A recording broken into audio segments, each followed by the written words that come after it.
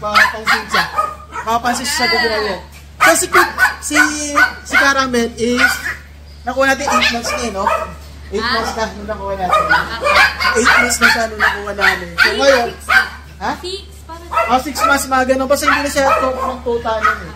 So, hindi niya pinilit agad kasi ang gusto niya pa nag-break is more than 1 year na. So, nag-hit. Pagkakuha natin sa kanya, nag-hit agad siya.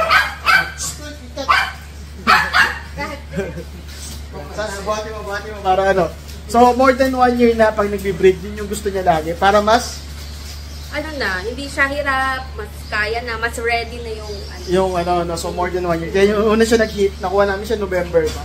November ba? Basta na doon naman sa video yung pecha. Tapos December lang agad so hindi mga 8 months na nga, so mga 9 months ano na siya, nag-hit na siya, pero hindi namin in-stud agad. So in-stud namin siya last September ba? Last September. So ang ginamit namin stud is yung kay Kuya June na tricolor din. Ang pangalan nun, yung lalaki. Si Atlas. Si Atlas. So yun nga guys, usually, si Caramel, sa amin siya dalawa. So magkapatid kami. Pero ang nag-aalaga, siya talaga. No? So kasi ako, busy ako doon sa farm, sa tiny house, and syempre sa ibunan. No? So yan talaga, sinin niya talaga. Meron siya, bukod sa corgi, meron siya mga Pomeranian. So meron siya si Kit Kat, yung unang-una niya aso.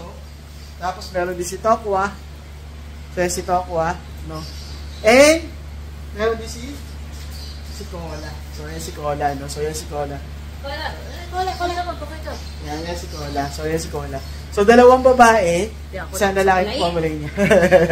Okay lang yan. Tapos mata, palis sa kayo, uwi na rin kayo agad eh, no? So, at least yan, para makita natin mga yung update dito sa ating kennel. So, dito sa kennel, may pangalan na ba itong kennel nyo?